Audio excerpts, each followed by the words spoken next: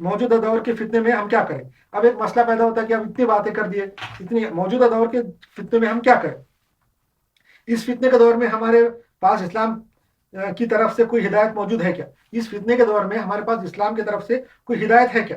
اگر ہے تو کیا ہے؟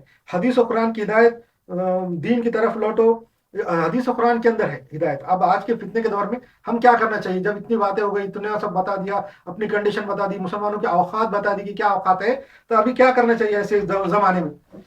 ہمارے پاس کوئی حدیث میں اور قرآن میں کوئی ہدایت ہے کیا؟ اللہ نے کوئی گائیڈنس اور رہنمائی دی ہے کیا؟ حضور صلی اللہ علیہ وسلم کی حدیثوں میں کوئی گائیڈنس ہے کیا؟ حضور صلی اللہ علیہ وسلم کی حدیثوں میں بھی گائیڈنس ہے، قرآن کے اندر بھی اس کے ساری عبرت ہے، ہم کو پورے واقعات ہے۔ اگر ہم صحیح طریقے سے پڑھیں گے تو ہم کو قرآن میں سے گائیڈنس ملتی کہ آج کے زمانے میں کیا کرنا ہے، اور حدیثوں سے بھی ملتی کہ کیا کرنا ہے، اور اس کے اندر اس کا جو خلاصہ یہ ہے کہ دین کی طرف واپس لوٹو۔ اگر ہم کو آج کے فتنے کے دور میں اگر ہم کو یہ غضب سے بچنا ہے، اللہ کے عذاب سے بچنا ہے، تو ہم کو دین کی طرف واپس لوٹنا ہے۔ اب دین کی طرف واپس لوٹنے کا مطلب کیا ہے؟ آج کل زمانے میں تو ہم پہلے سے زیادہ دین پہ چل رہے ہیں۔ پہلے زمانے میں تو اتنا دین معلوم نہیں تھا، کتابیں نہیں تھی، اور آج سے 100-200 سال پہلے تک بھی کتابیں نہیں تھی۔ جب برٹش لوگ آئے، انہوں نے پرنٹنگ پریس لائے، تبھی قرآن اور حدیث چھپنا شروع ہوئے، نہیں تو پہلے حدیث تو کس کو معلوم ہی نہیں تھی۔ قرآن تو بھی تھوڑا بہت معلوم تھا، تھوڑا بہت ہاتھوں سے لکھ لیتے تھے، حدیث تو لوگوں کو معلوم ہی نہیں تھی۔ جب حدیث تو انگریزوں کے آنے کے بعد، انگریزوں نے جب پرنٹنگ پریس لائے، اس کے بعد حدیث کی کتابوں کے نام معلوم ہے لوگوں کو۔ تو پہلے سے زیادہ آج دین کے اوپر لوگ چل رہے ہیں، بہت زیادہ لوگ مسجدوں میں، بڑی بڑی مسجدیں بنی ہوئی ہیں، خوبصورت مسجدیں ہیں، مسجدوں میں لاکھوں کروڑوں روپیہ خرچہ کر کے مسجدیں بنائے۔ پہلے تو مٹی کی گری پڑی مسجدیں رہتی، کالے پتھر کی مسجدیں رہتی تھی، کالی مسجد کے نام سے مشہور رہتی تھی، گھروندوں کے جیسے بنی ہوئی تھی، جو بچے گھروندے بناتے ہیں نا، ویسی مسجدیں رہتی تھی پہلے۔ مگر آج تو ہم زیادہ دین پہ عمل کر رہے ہیں۔ حج کے اندر جا کے دیکھو آپ، مکے مدینے میں کروڑوں لوگ وہاں پہ موجود ہیں، تو عمرہ کیا آج کل عمرہ کے اندر اتنے لوگ رہتے ہیں جیسے پہلے حج میں کبھی نہیں رہتے تھے۔ پہلے کی تاریخ میں پورے 100 سال کے اندر بھی اتنے حج کے واسطے اتنے لوگ نہیں آتے تھے جتنے آج خالی اکیلے عمرہ کے لیے موجود رہتے ہیں۔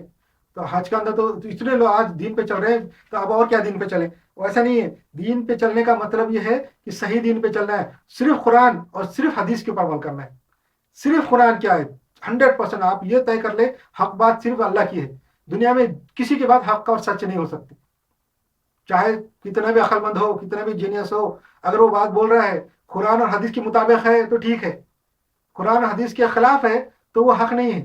حق صرف قرآن اور حدیث کی بات ہے۔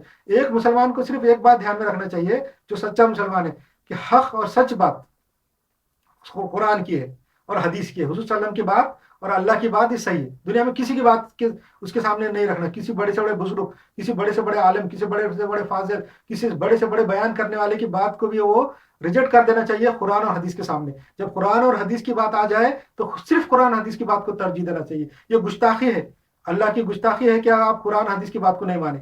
قرآن حدیث کی بات کو نہیں ماننا اور دوسروں کی بات ماننا یہ اللہ کی گستاخی ہے۔ آپ لوگ چھوٹی چھوٹی باتوں میں گستاخی بتاتے ہیں کہ فلاں کا گستاخ ہے، صحابہ کا گستاخ ہے، یہ رسولوں کا گستاخ ہے، نبیوں کا گستاخ ہے، فلاں ہے، یہ فرقہ ایسا ہے۔ وہ خود جو گستاخی کرتے اس کے بارے میں نہیں سوچتے۔ خود کی گستاخی یہ ہے کہ آپ اللہ اور رسول کی بات کے مقابلے میں دوسروں کی باتوں کو مان رہے۔ اللہ اور رسول کی بہت بڑی گستاخی ہے کہ ان کی باتوں کو چھوڑ کے آپ دوسروں کی باتوں کو مان رہے۔ اس لیے ساری باتوں کو چھوڑو، ساروں باتوں سے توبہ کرو اور صرف اللہ اور رسول کی بات مانو، مسلمانوں کو صحیح راستے پہ آ جائیں گے۔ یہ میرا پکا دعویٰ ہے، اور قرآن حدیث کا یہ خلاصہ ہے کہ صرف اللہ کی بات یعنی قرآن اور حدیث کو مانیں گے، 100% صحیح راستے پہ آ جائیں گے، دنیا میں پھر سے عروج حاصل ہو جائے گا، یہ گارنٹی ہے۔